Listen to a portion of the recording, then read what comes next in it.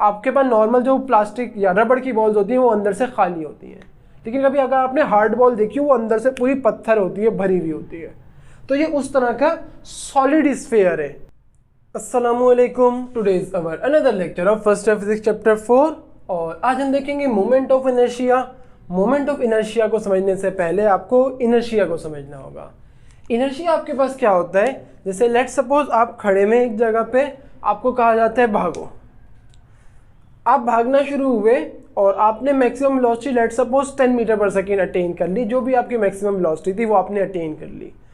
आप डायरेक्टली उस maximum velocity पर नहीं पहुंचे, आप रेस्ट में थे, आपकी वेलोसिटी आहिस्ता आहिस्ता बढ़ना शुरू हुई और फिर मैक्सिमम पे आ गए। तो इनर्शिया आपको क्या करता है, इनर्शिया आपकी स्टेट को चेंज होने से रोकता है। आप रेस्ट में थे तो आपकी बॉडी चाह रही थी कि आप रेस्ट में ही रहो, क्यों? इनर्शिया की वजह से। अच्छा, अब आप भाग रहे हैं, आप बहुत तेज स्पीड में भाग रहे हैं, आपको कहा जाता है फौरन से रुक जाओ। क्या आप रुक जाओगे? ऑब्वियसली नहीं, बल्कि थोड़ा सा आगे जाके रुकोगे। क्यों? अब इनर्शिया चाह रहा है कि अगर आप मूव कर रहे हो तो मूव करते रहो। तो इनर्शिया क्या चाहता है, अगर आप रेस्ट में हो तो रेस्ट में रहो, अगर आप मोशन में हो तो मोशन में रहो। तो आपके पास ये जो इनर्शिया था ये मास की वजह से आ रहा है। एक मोटा बंदा भाग रहा है, उसको रुकने में ज़्यादा टाइम लगेगा एज कम्पेयर टू एक पतला बंदा भाग रहा है। क्यों? मोटा बंदा जो है उसके पास मास ज़्यादा है, वो ज़्यादा हैवी है, तो उसे उसका इनर्शिया भी ज़्यादा होगा। तो मास क्या चाह रहा है कि बॉडी अगर रेस्ट में तो रेस्ट में रहे, मूव कर रही है तो कॉन्स्टेंटली मूव करती रहे। तो जो रोल मास प्ले कर रहा है लीनियर मोशन में, वही role moment of inertia play करेगा एंगुलर मोशन में। मींस लेट सपोज आपके पास एक रॉड है और आपने इसको यहाँ से पिन लगी हुई है, इसके अबाउट ये ऐसे रोटेट कर सकता है। आपने इसे बहुत ज़ोर से ऐसे फोर्स अप्लाई की ऐसे, और ये ऐसे घूमना शुरू हो गया। तो अब क्या होगा कि लेट सपोज फ्रिक्शंस वगैरह नहीं है, ये लगातार घूमता रहेगा घूमता रहेगा घूमता रहेगा।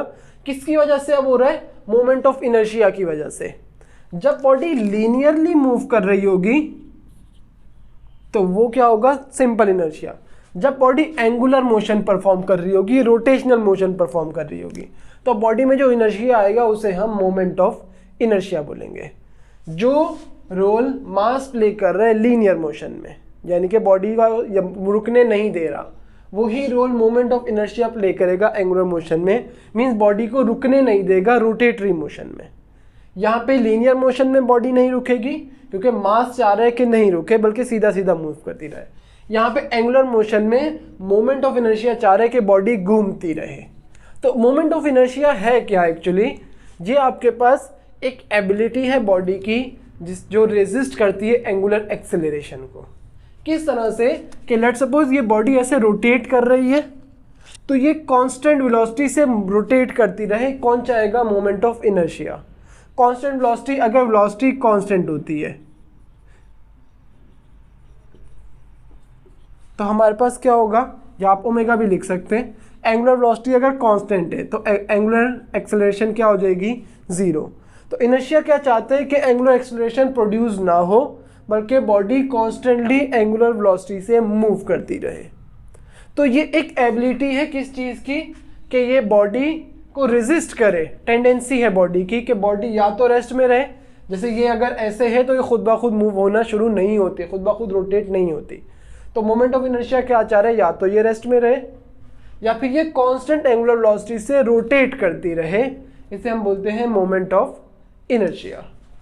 तो आपको मोमेंट ऑफ इनर्शिया थोड़ा थोड़ा समझ आ रहा होगा कि मोमेंट ऑफ इनर्शिया है क्या। मोमेंट ऑफ इनर्शिया चाहते हैं बॉडीज कांस्टेंट एंगुलर वेलोसिटी से रोटेट करती रहें या वो रेस्ट में रहें, कोई एक चीज़ चाहेगा।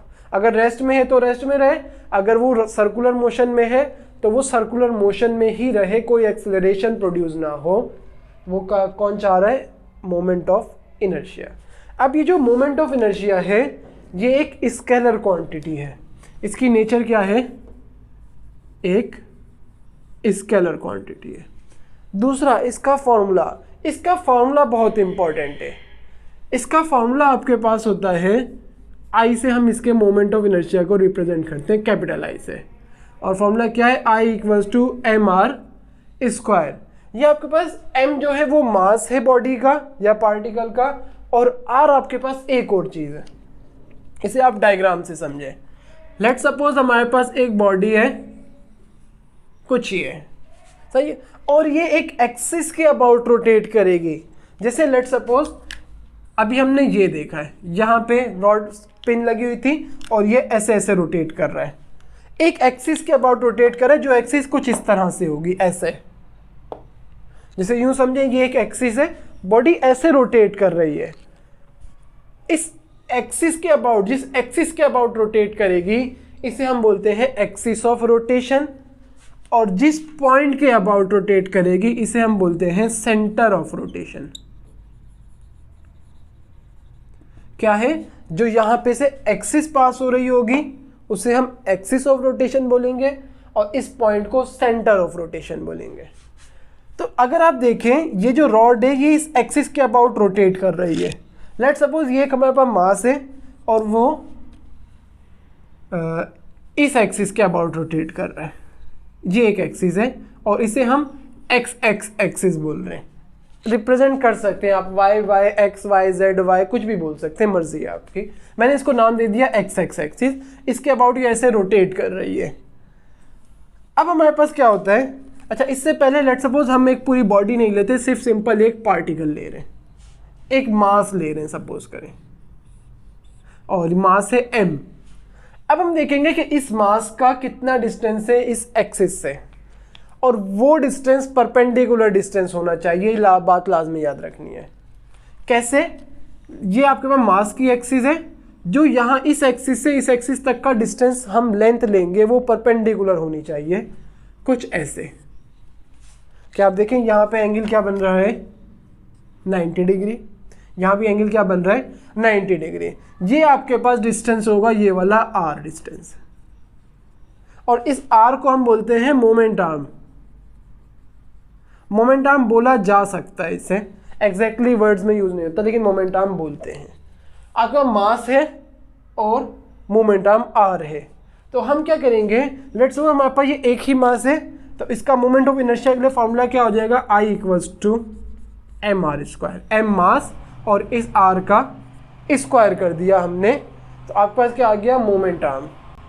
अब आपके पास लेट सपोज एक मास नहीं है बल्कि बहुत सारे मासेस हैं।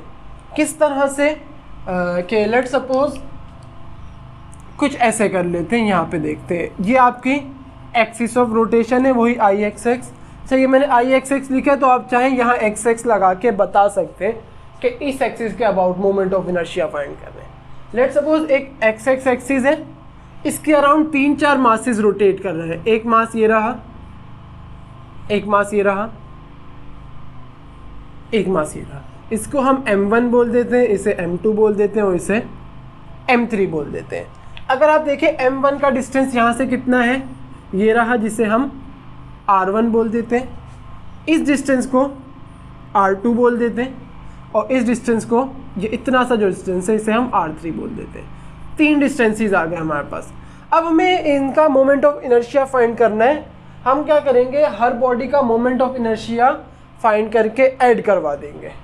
कैसे, देखें, अगेन किसके अबाउट फाइंड कर रहे हैं, एक्स एक्स एक्सिस के अबाउट। आई एक्स एक्स बराबर हो जाएगा, पहले इस बॉडी का moment of inertia m1 r1 का स्क्वायर, क्या है, सेकंड पे स्क्वायर है, तो आपके पास आ गया m1 r1 का square plus second body m2 r2 का स्क्वायर, m2 r2 का square plus third body m3 r3 का स्क्वायर, m3 r3 का स्क्वायर।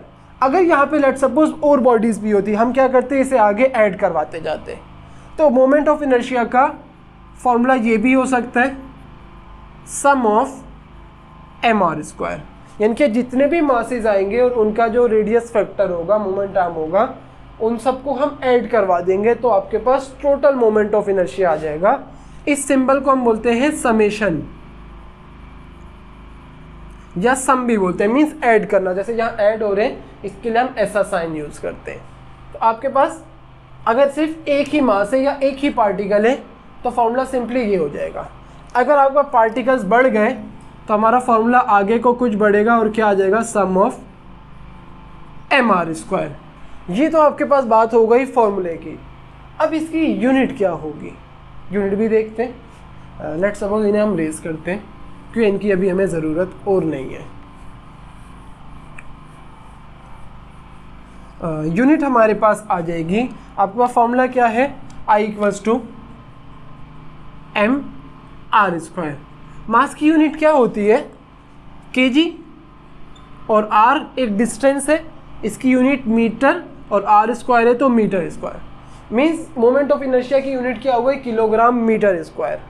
और डायमेंशन कैसे लिखेंगे, हमें पता है kg की जगह डायमेंशंस में हम कैपिटल M लिख देते हैं, मीटर की जगह कैपिटल L लिख देते हैं, और सेकंड की जगह कैपिटल T लिख देते हैं।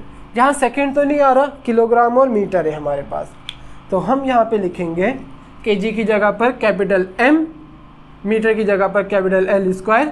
टाइम है नहीं तो हम क्या करेंगे, T और उसके ऊपर 0 लिख देंगे, m1L² T 0। तो आपके पास क्या आ गई, डायमेंशन भी आ गई। यूनिट क्या आई है, किलोग्राम इंटू मीटर स्क्वायर, और डायमेंशन आ गई m1L² T - 2। आप यहाँ 1 नहीं भी लिख, सॉरी T0 आप यहाँ 1 नहीं भी लिखेंगे कोई इशू की बात नहीं है, लिख लें तो अच्छा है, कोई मसला नहीं है। अच्छा, अब आपके पास जो मोमेंट ऑफ इनर्शिया है वो किस चीज़ पर डिपेंड कर रहा है, डिपेंडेंसी क्या क्या है। तो आपके पास वैसे तो फॉर्मूले में बताया जा रहा है मास पे और आर, ये क्या है, डिस्ट्रीब्यूशन ऑफ मास है एक्चुअली ये।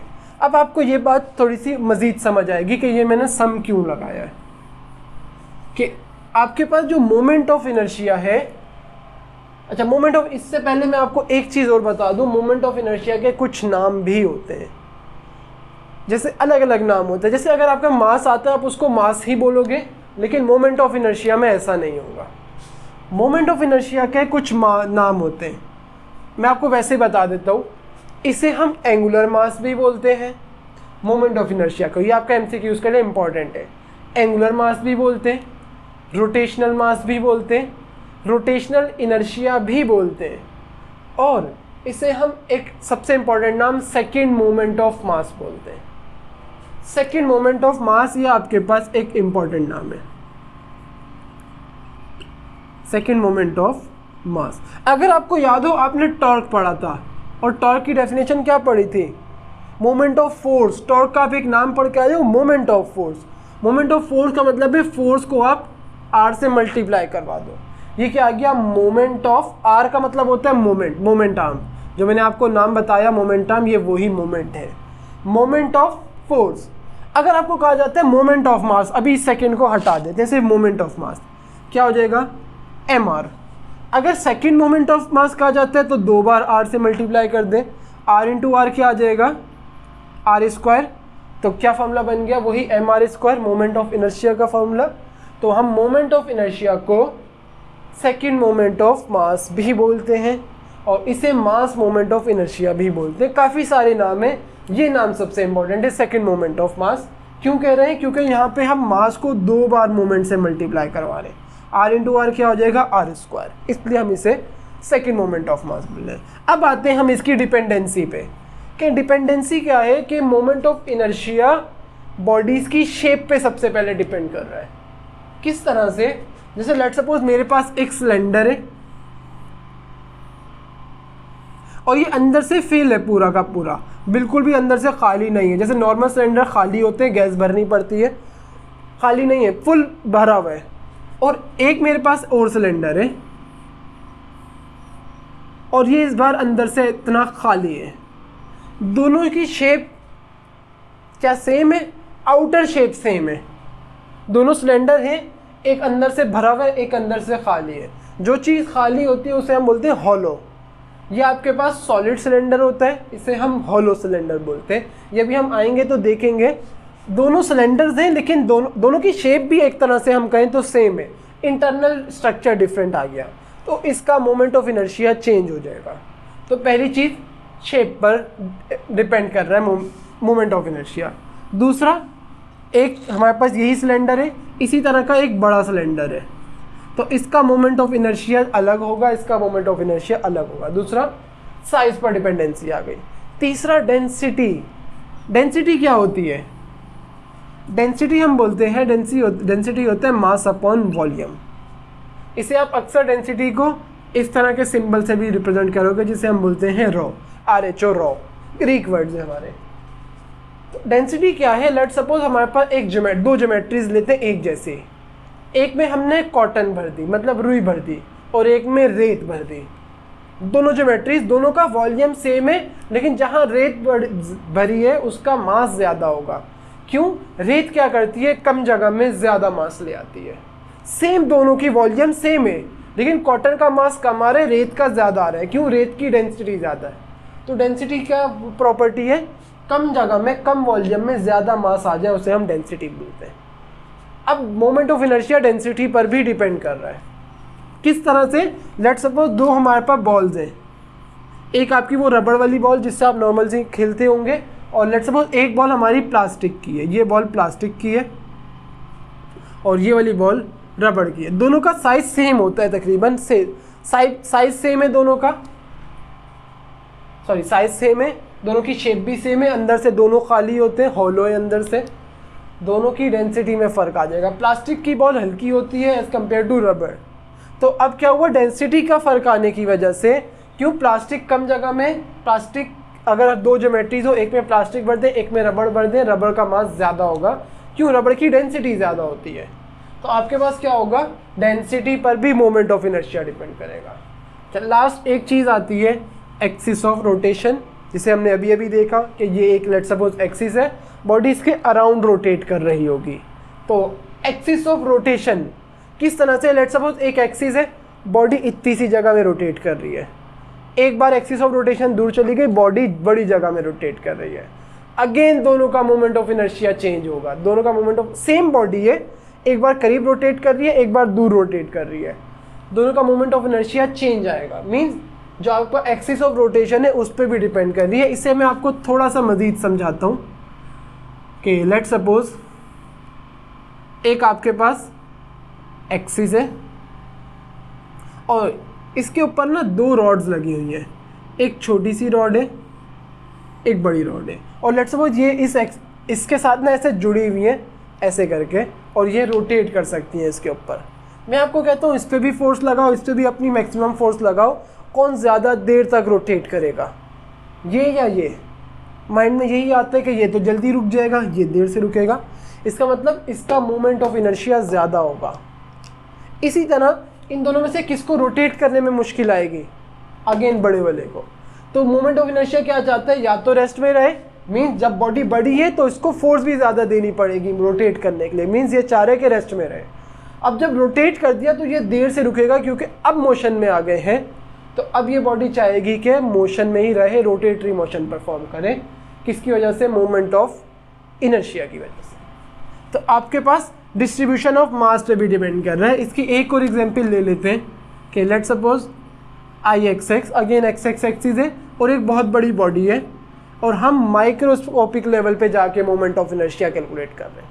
माइक्रोस्कोपिक मीन्स हम कह रहे हैं कि हमें एग्जैक्ट चाहिए मोमेंट ऑफ इनर्शिया। तो कैसे करेंगे? एग्जैक्टली करना है तो हमें इस बॉडी के अंदर जो पार्टिकल्स हैं उन पार्टिकल्स का अलग अलग मोमेंट ऑफ इनर्शिया कैलकुलेट करना पड़ेगा, हर एक पार्टिकल का। लेट्स सपोज इस पार्टिकल का जो इधर से डिस्टेंस है वो r1, इसका r2, इसका r3, इसका r4, इस तरह से क्या करेंगे, सारे के सारे moment of inertia her particle के ऐड करेंगे। तो मीन्स हमें ये वाला फार्मूला यूज़ करना पड़ेगा। आपने इस बात को याद रखना, मोमेंट ऑफ इनर्शिया का एक फार्मूला ये भी है, I = m1r1²। लेट्स सपोज जिसका r1 है उसका मास m1 m2 इस तरह से चल रहा है, प्लस m2 r2 का इसका, जैसे मैंने अभी थोड़ी देर पहले बताया, इस तरह से ये चलता रहेगा जब सारे पार्टिकल्स आ जाएंगे। तो डिस्ट्रीब्यूशन ऑफ मास पर भी डिपेंड कर रही है with respect to reference axis. ये हमारी रेफरेंस एक्सिस थी जिसे हम एक्सिस ऑफ रोटेशन बोले। अब आपके पास, अच्छा आपको ये बात तो समझ आ गई होगी कि जो मास रोल प्ले करता है लीनियर मोशन में, मास क्या कर रहा था, बॉडी को लीनियरली मूव करवाना चाह रहा है, वही role moment of inertia angular motion में परफॉर्म कर रही है। मोमेंट ऑफ इनर्शिया क्या चाह रहे हैं, बॉडी रोटेट करती रहे, मास चाह रहे हैं कि बॉडी लीनियरली मूव करे। तो आपको ये बात समझ आ गई होगी। अब हम क्या करते हैं, इसके एक छोटे से दो न्यूमेरिकल्स हैं उसे देखते हैं कि क्या होता है कुछ चीज़ों में। लेट्स सपोज हमें एक्चुअली इनर्शिया रोटेशनल, मैंने अभी बताया था कि मोमेंट ऑफ इनर्शिया को रोटेशनल इनर्शिया भी बोलते हैं।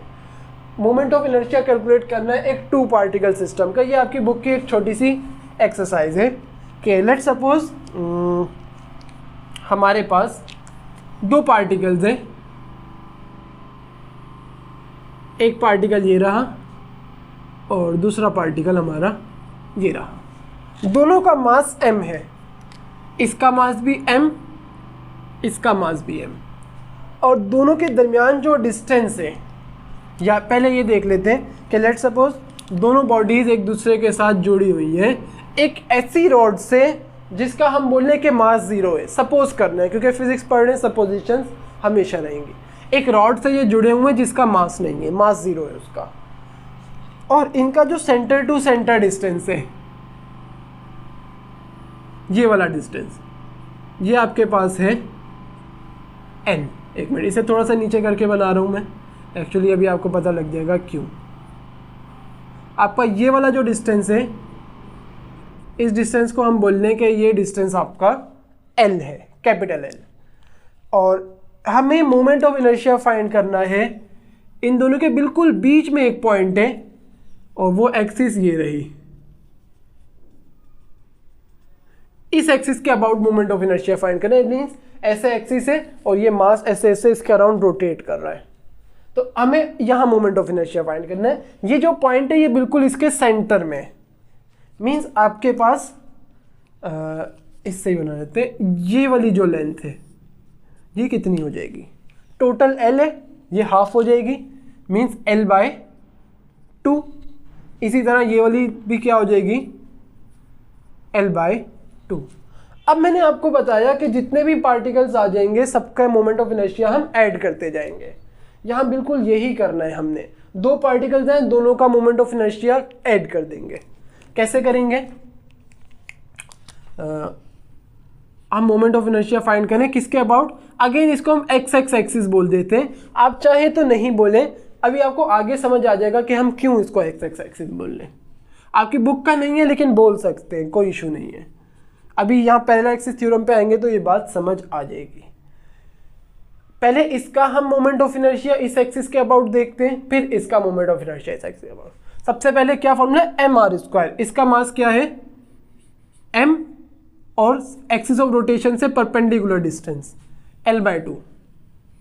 तो ये क्या है, एक्चुअली वही r है, L/2 का स्क्वायर, mr², प्लस इसका मास अगेन m, दूसरा कहाँ से यहाँ तक का डिस्टेंस, अगेन ये भी क्या है, वही परपेंडिकुलर डिस्टेंस है। कितना है, L/2 इंटू L/2 का स्क्वायर। अगर इसे सॉल्व करें हम, क्या हो जाएगा, m एज इट इज रहेगा, L का स्क्वायर L², 2 का स्क्वायर 4, प्लस m अगेन वही L का स्क्वायर L², 2 का स्क्वायर 4। एलसीएम ले लेंगे, क्या आएगा, डिनोमिनेटर सेम है तो नॉमिनेटर्स ऐड हो जाएंगे। कैसे होंगे, ml² प्लस ml² और डिवाइडेड बाय 4 एक ही बार आ जाएगा। आप चाहें तो वो दूसरा एलसीएम वाला तरीका भी करेंगे, आंसर सेम आएगा। मोस्टली हम ये वाला तरीका करते हैं कि 4 को इधर मल्टीप्लाई किया, इस 4 को इधर, और इन दोनों को एक दूसरे के साथ मल्टीप्लाई कर दिया। आप उससे भी करेंगे, आंसर पर कोई फर्क नहीं आएगा। अच्छा, अब ml² plus ml², 2ml² divided by 4, 2 into 1 और 2 इंटू 2। तो हमारा मोमेंट ऑफ इनर्शिया क्या आ गया, हमारा मोमेंट ऑफ इनर्शिया आ गया ml² डिवाइडेड बाय 2। किस एक्सिस के अबाउट, एक्स एक्सिस के अबाउट। अच्छा, अब आपके पास ये मोमेंट ऑफ इनर्शिया कैलकुलेट किया हमने इसके लिए। आपको यहाँ से एक और बात समझनी होगी। लेट्स सपोज मेरे पास एक ये मार्कर है और इसको मैं कहता हूँ कि आप मुझे इसे एक पॉइंट पर अपनी फिंगर पर बैलेंस करना है, ऐसे रख के बैलेंस करना है कहीं पे। अगर बैलेंस करना चाहें, कहीं ना कहीं आके हो गया बैलेंस, देखें ये बैलेंस हो गया। इसका मतलब ये कि इसका जो सारा का सारा मास है वो इस पॉइंट पर एक्ट कर रहा है, और जिस पॉइंट पे हमारा मास एक्ट करता है उसे हम बोलते हैं सेंट्रॉइड, और एक और नाम भी होता है सेंटर ऑफ मास। सेंट्रॉइड को हम C से रिप्रेजेंट करते हैं, सेंटर ऑफ मास को COM से रिप्रेजेंट करते हैं। दोनों एक ही चीज़ है, दोनों में फ़र्क नहीं है। जैसे अगर आप सपोज करें मेरी बॉडी है, मेरी बॉडी का भी एक सेंट्रॉइड होगा जो कहाँ से ऐसे हमारी बॉडी के बीच में से नीचे जा रहा होता है, ऐसे नीचे को लग रहा है। अब लेट सपोज मैं क्या करता हूँ, मैं अगर एक टांग पे खड़ा होने की कोशिश करता हूँ, मैं जैसे ही एक टांग पे खड़ा होऊंगा मुझे थोड़ा सा ऐसे टेढ़ा होना पड़ेगा। क्यों? मेरा सेंटर ऑफ मास चेंज हो रहा है, मेरा सेंटर ऑफ मास इस यहाँ से यहाँ शिफ्ट हो रहा है, तो मेरे को ऐसे होना पड़ रहा है। आपके पास इसी तरह से इस सिस्टम को देखें, सिस्टम किस तरह का है, दो पार्टिकल्स हैं, ये रॉड है, दोनों का मास भी सेम है, तो इसका सेंट्रॉइड मीन्स ये बैलेंस कहाँ पे होगा, थोड़ा सा दिमाग लड़ाए, यहीं बिल्कुल इसका बिल्कुल जो सेंटर पॉइंट होगा वहीं पे होगा। तो मीन्स ये जो हमने मोमेंट ऑफ इनर्शिया की जिस एक्सिस के अबाउट कैलकुलेट किया है, ये जो ये पॉइंट है ये आपके पास सेंट्रॉइड या सेंटर ऑफ मास है। सिर्फ सी बोल रहे हैं, सेंट्रॉइड बोल लेते हैं, सेंटर ऑफ मास छोड़ देते हैं, आसान रखते हैं। सी ये पॉइंट है सेंटर ऑफ मास। ये जो हमने मोमेंट ऑफ इनर्शिया कैलकुलेट किया है, जो आपके पास क्या आया, ml² डिवाइडेड बाई 2, ये सेंट्रॉइड से आया है, सेंट्रॉइड के ऊपर से एक्सिस पास हो रही है। अब आपके पास कंडीशन कुछ चेंज आ रही है, ये कहाँ से, सेंट्रॉइड से पास हुआ है। आपको कहा जाता है कि अगेन आपको मोमेंट ऑफ इनर्शिया फाइंड करना है। सेम यही हम सिस्टम बनाते हैं, थोड़ा सा नीचे करके, बिल्कुल यहीं पे बना लेते हैं ताकि समझने में आसानी रहे। और ये आपके पास वही लेंथ, हमें मासेस पता है, इसका मास भी m, इसका मास भी m।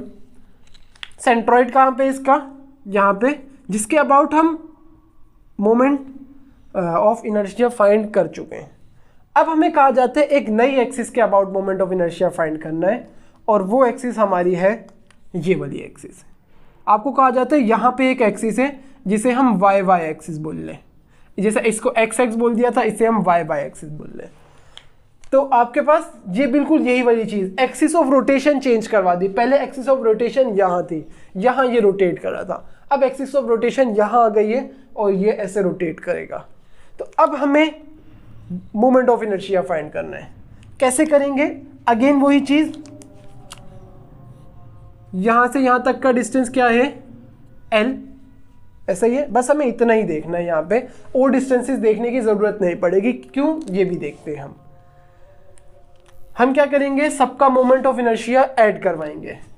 तो हमारे पास मोमेंट ऑफ इनर्शिया क्या हो जाएगा, I। अब हम किसके अबाउट करें, y एक्सिस के अबाउट, I y। ये मैंने y इसीलिए लिखा है, जो मैं ये x y करूं, ताकि हम जब एक्सिस चेंज करें तो चेक करने वाले को पता लगे कि हाँ एक्सिस चेंज हो रही है, या x है और यहाँ y हो गई है। अच्छा, अब y एक्सिस, दो मासेस हैं, एक ये और एक ये।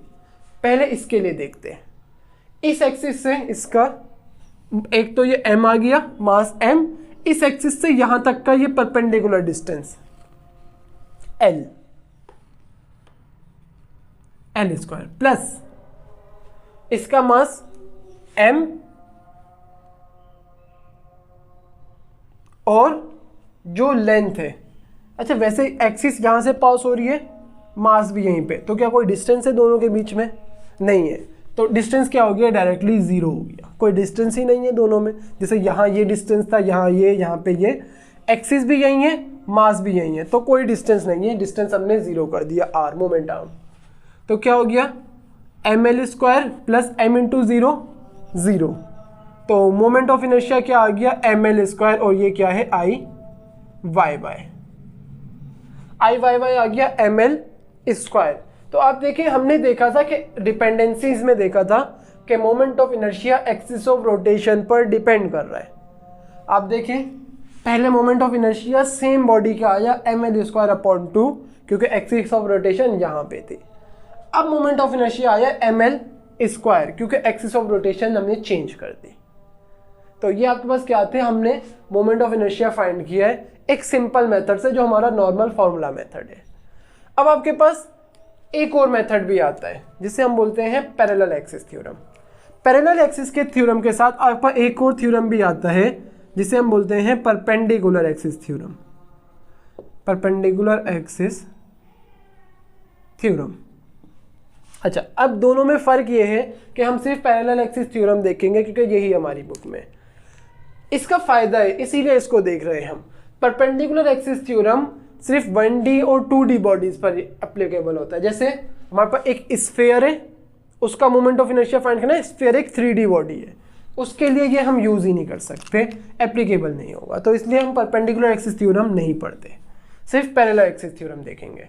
अब पैरेलल एक्सिस थ्योरम कुछ चीज़ें बताता है हमें। क्या चीज़ें बताता है उसे समझने से पहले आप ये 3 चीज़ें देख लें जो हम यहाँ देखेंगे। पहला, 2 मोमेंट ऑफ इनर्शियाज हैं हमारे पास। एक आईसी वो मोमेंट ऑफ इनर्शिया होगा जो हमने सेंट्रॉइड के अबाउट कैलकुलेट किया है। जैसे यहाँ हमने ये वाला जो मोमेंट ऑफ इनर्शिया ये सेंट्रॉइड के अबाउट कैलकुलेट किया है, एक्सिस ऑफ रोटेशन सेंट्रॉइड से पास कर रही है, तो इस मोमेंट ऑफ इनर्शिया को हम आईसी बोलेंगे, moment of inertia about centroid. अगर एक्सिस ऑफ रोटेशन सेंट्रॉइड से पास होगी तो हम उसे आईसी भी बोल सकते हैं। पहली चीज़ हो गई। दूसरा, कोई भी moment of inertia about required axis, किसी और एक्सिस के अबाउट, बजाय इसके कि सेंट्रॉइड के वाली जो एक्सिस है इसके अलावा किसी भी एक्सिस पे। जैसे यहाँ हमने देखा ये तो सेंट्रॉइड पे से पास नहीं हो रही, तो यहाँ ऐसी कोई भी एक्सिस जो सेंट्रॉइड से पास नहीं हो रही उसका मोमेंट ऑफ इनर्शिया हम आई से रिप्रेजेंट करेंगे। तीसरी चीज़, इसे हम डायग्राम से समझते हैं। जैसे लेट सपोज हमारे पास एक बॉडी है, ये ले लेते हैं, और इसका सेंट्रॉइड सपोज करते हैं यहाँ कहीं पर है, ये इसका सेंट्रॉइड है। यहाँ से एक एक्सिस पास करवाते हैं, इस एक्सिस के अबाउट जो मोमेंट ऑफ इनर्शिया होगा वो क्या होगा, आईसी। इसके अबाउट जो मोमेंट ऑफ इनर्शिया है वो आईसी है। अब लेट सपोज हमें कहा जाता है आपने इस एक्सिस के नहीं बल्कि इस एक्सिस के about moment of inertia calculate करना है, इसे हम ZZ बोल लेते हैं थोड़ी देर के लिए, सही। अब हमने क्या करना है, जो एक्सिस सेंट्रॉइड से पास हो रही है और जिस एक्सिस के अबाउट हमें मोमेंट ऑफ इनर्शिया कैलकुलेट करना है, ये दोनों लाजमी तौर पर पैरेलल होनी चाहिए। पैरेलल मीन्स 2 ऐसी लाइन जो कभी मीटअप ना करें, कितना भी इनको एक्सटेंड कर लिया जाए। तो ये दोनों ऐसी पैरेलल ही हैं, यहाँ से एक्सटेंड करें यहाँ से एक्सटेंड करें, ज़िंदगी में कभी नहीं मिलेंगी ये। तो आपके पास पहली कंडीशन ये है कि 2 जो एक्सिस हैं वो लाजमी तौर पर क्या होनी चाहिए, पैरेलल होनी चाहिए। दूसरा, दोनों में से कोई एक एक्सिस पास होनी चाहिए सेंट्रॉइड से, जो ये एक्सिस है सेंट्रॉइड से पास हो रही है, ये रहा हमारा सेंट्रॉइड। तीसरी कंडीशन, एक डिस्टेंस है h, जैसे पहले हमारे पास एक डिस्टेंस था r जो क्या था, परपेंडिकुलर डिस्टेंस। जैसे यहाँ ये रहा हमारा, ये r था पहले, यहाँ पे h आ जाएगा। h क्या होगा, इन दोनों एक्सिस के बीच का डिस्टेंस, लेकिन वो परपेंडिकुलर ही होना चाहिए। परपेंडिकुलर का मतलब ये है कि कुछ ऐसे ही दोनों एक्सिस के बीच का डिस्टेंस, यहाँ पे देखें यहाँ भी 90 बन रहा है, यहाँ भी 90 बन रहा है। ऐसे नहीं कर सकते कि आपने डिस्टेंस ऐसे ले दिया, परपेंडिकुलर डिस्टेंस नहीं है ये। तो एक डिस्टेंस दोनों एक्सिस के बीच में जो आएगा उसे हम h बोलेंगे, वो h डिस्टेंस परपेंडिकुलर डिस्टेंस होना चाहिए। ये देखें h क्या है, perpendicular distance between I axis and IC, इन दोनों के बीच का परपेंडिकुलर डिस्टेंस। अच्छा, इस पैरेलल एक्सिस थ्योरम को हम हाइजेंस-स्टीनर थ्योरम भी बोलते हैं। अब हमें क्या करना है, पैरेलल एक्सिस थ्योरम, अगर आप देखें यहाँ पे ये एक्सिस सेंट्रॉइड से पास कर रही है, मीन्स हमने इस सिस्टम का सेंट्रॉइड से जो मोमेंट ऑफ इनर्शिया था वो कैलकुलेट किया हुआ है। दूसरा, हमने एक दूसरी एक्सिस से भी इसका मोमेंट ऑफ इनर्शिया कैलकुलेट किया है। ये जो दूसरी एक्सिस है y एक्सिस, इसके अबाउट अगर हम मोमेंट ऑफ इनर्शिया कैलकुलेट करना चाहें पैरेलल एक्सिस थ्योरम से कर सकते हैं। तो पैरेलल एक्सिस थ्योरम का फॉर्मूला हमारे पास क्या होता है, पैरेलल एक्सिस थ्योरम का फॉर्मूला, लेट सपोज ये वो एक्सिस है जिसके अबाउट हमें फाइंड करना है मोमेंट ऑफ इनर्शिया, बराबर होगा moment of inertia about centroid, ये वाला IC, प्लस पूरे के पूरे सिस्टम का मास, लेट सपोज m बोल देते हैं, सिस्टम का मास, और इन दोनों के बीच में जो डिस्टेंस होगा वो उसका square, h square, I equals to IC plus MH square. सही है। अब हम करते हैं इस फॉर्मूले से इसी सिस्टम का मोमेंट ऑफ इनर्शिया कैलकुलेट करते हैं। क्या आ जाएगा, I किसके अबाउट किया था हमने, y एक्सिस के अबाउट, तो I y लिख देते हैं। पहले इसका moment of inertia about centroid IC क्या है, ml²/2। ऐसा ही है, यही सिस्टम है, लेकिन मोमेंट ऑफ इनर्शिया IC जो सेंट्रॉइड पे से एक्सिस पास हो रही है, इसके अबाउट मोमेंट ऑफ इनर्शिया जो हमने ये कैलकुलेट किया हुआ है IC क्या है, ml²/2 प्लस हमारे सिस्टम का मास, टोटल मास क्या है, एक मास m और दूसरा मास m + m 2m। अब एक्सिस टू एक्सिस डिस्टेंस, ये क्या था, जो एक्सिस सेंट्रॉइड से पास कर रही है वो एक्सिस ये वाली है यहाँ पे, और जिस एक्सिस के अबाउट हम कैलकुलेट कर रहे हैं वो एक्सिस ये वाली है। इन दोनों के बीच का डिस्टेंस h था, और h क्या है, l/2 टोटल l, तो ये l/2 जो हमने ऊपर भी लिखा हुआ है, तो h की जगह क्या आ जाएगा, l/2 का स्क्वायर। इसे सॉल्व करते हैं, ml²/2 ये तो भी सॉल्व नहीं हो रहा, प्लस 2m इंटू l/2 का स्क्वायर, l का स्क्वायर l²/2 का स्क्वायर 4, कुछ कैंसिल हो रहा है, 2 × 1 और 2 × 2 आ गया हमारे पास, तो क्या हो जाएगा, ml²/2 plus ml²/2। Again LCM लेंगे, क्या हो जाएगा, 2ml²/2, nominator same, denominator add होगा, 2ml², 2 से 2 कैंसिल, आंसर क्या आ रहा है हमारा, ml²। तो आप देखें यहाँ भी क्या आ रहा था, ml², IYY सेम आया। इसका मतलब हम इस मेथड से करें या इस मेथड से करें कोई फर्क नहीं आएगा, एक्सिस के about moment of inertia same आया, ml², क्योंकि हमने YY एक्सिस के अबाउट, इस एक्सिस के अबाउट दोनों में मोमेंट ऑफ इनर्शिया कैलकुलेट किया। लेकिन अगर ये एक्सिस चेंज कर देते हम तो मोमेंट ऑफ इनर्शिया चेंज हो जाता, जैसे लेट्स सपोज हम बीच में ले आए यहाँ पे, तो मोमेंट ऑफ इनर्शिया अब चेंज आता। तो ये आपके पास क्या होता है, पैरेलल एक्सिस थ्योरम। लाजमी याद रखना है, दोनों एक्सिस पैरेलल होनी चाहिए, बीच का डिस्टेंस h होना चाहिए, और फॉर्मूला क्या है, I = IC + mh²। अच्छा, ये जो IC है इसे आप कभी ICOM भी बोल सकते हैं, ICOM भी लिखा हुआ देखेंगे। क्यों, मैंने क्या कहा कि जो सेंट्रॉइड होगा आपके वही क्या होगा, सेंटर ऑफ मास भी होगा, तो COM भी आ सकता है और सिर्फ C भी लिखा हुआ आ सकता है। कंफ्यूज नहीं होना है आपने, पेपर्स अच्छे करने। अब बस एक छोटी सी चीज रह गई, देन हमारा लेक्चर तकरीबन खत्म है। क्या चीज है, इनके मोमेंट ऑफ इनर्शिया देखने, फॉर्मूले, सिर्फ ड्राइव नहीं करना। अगर इनको ड्राइव करने का कहा जाता तो ये लेक्चर बहुत इंटरेस्टिंग हो जाता, अभी भी काफ़ी इंटरेस्टिंग है, लेकिन इनको ड्राइव करने में काफ़ी मज़ा आता अगर आपके लिए ये आपके कोर्स में ऐड होता। सबसे पहले एक सिलेंडर जो कि सॉलिड सिलेंडर है। सॉलिड सिलेंडर मीन्स आपके पास लेट्स सपोज एक सिलेंडर है। सॉलिड सिलेंडर का मतलब होता है कि ये अंदर से खाली नहीं है, बिल्कुल भरा हुआ है, अंदर इसके मास है। तो लेट्स सपोज ये मेटल का अगर सिलेंडर है तो इसके अंदर टोटल का टोटल मास भरा हुआ है, अंदर से ये बिल्कुल भी खाली नहीं है। इसके लिए हमारे पास मोमेंट ऑफ इनर्शिया का फॉर्मूला क्या हो जाएगा, इसके लिए हमारे पास फॉर्मूला होता है I =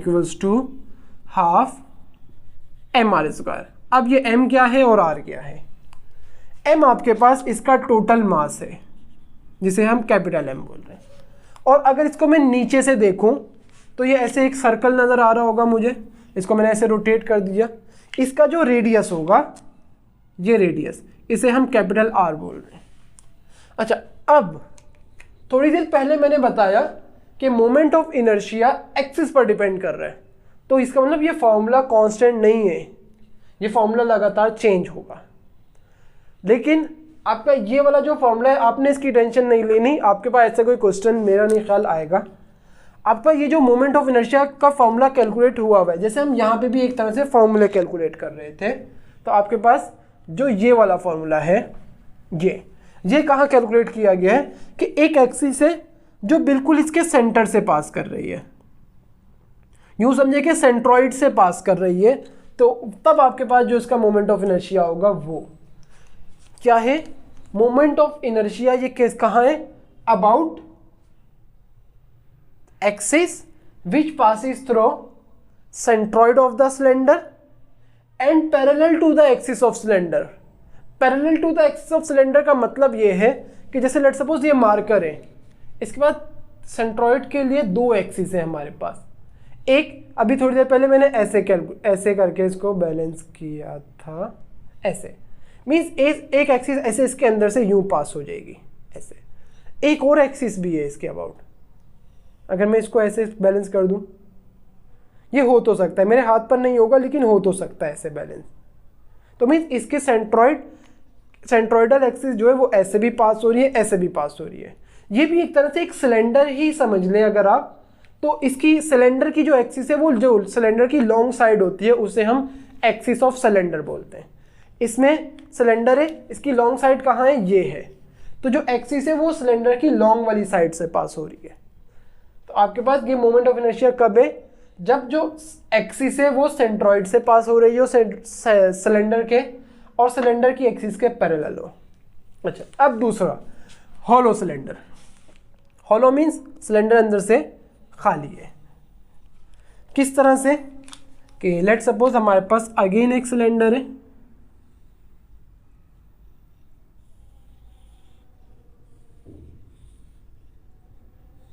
कुछ ऐसे, और इस बार जो ये सिलेंडर है ये अंदर से खाली है। इतना पोर्शन जो है ये वाला, ये अंदर से बिल्कुल खाली है। इस तरह के उसको हम बोलते हैं हॉलो सिलेंडर। जो भी कोई चीज़ अंदर से खाली है उसे हम हॉलो बोलते हैं। ऐसे खाली है। अगर इसका मैं टॉप पोर्शन देखता हूँ ऊपर से, जैसे मैंने इसको नीचे से देखा था, इसको ऊपर से देखता हूँ, कुछ ऐसे नज़र आएगा ये मुझे, और इसके ये वाला जो पोर्शन है ये खाली है। इसका मतलब सिर्फ जो मास है वो यहाँ पे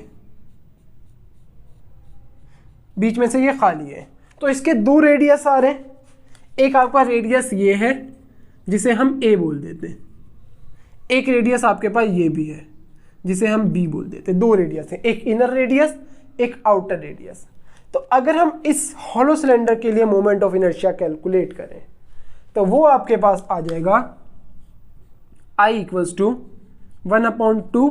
अगेन इसका जो मास है वो क्या ले लेते हैं, टोटल सिलेंडर का mass capital M, 1/2 M into A square plus B square, moment of inertia hollow cylinder के लिए। अब आपके पास आता है सॉलिड स्फीयर। अच्छा, इसे आपको ज़रा अच्छे से समझना होगा। सॉलिड स्फीयर सबसे इंपॉर्टेंट है। सॉलिड स्फीयर क्या है, लेट सपोज यहीं पे बना देते हैं, एक सॉलिड स्फीयर है। अच्छा, सॉलिड स्फीयर का मतलब क्या है कि ये अंदर से भरा हुआ है, खाली नहीं है। जैसे आपके पास क्या होता है, आपके पास नॉर्मल जो प्लास्टिक या रबड़ की बॉल्स होती हैं वो अंदर से खाली होती हैं, लेकिन कभी अगर आपने हार्ड बॉल देखी वो अंदर से पूरी पत्थर होती है, भरी हुई होती है। तो ये उस तरह का सॉलिड स्फीयर है, हॉलो नहीं है, अंदर से खाली नहीं है, अंदर से फुल भरा हुआ है, कंप्लीटली फिल्ड है। तो हम इसे कुछ ऐसे बना देते हैं ताकि ऐसा लगे कि ये अंदर से पूरे का पूरा भरा हुआ है।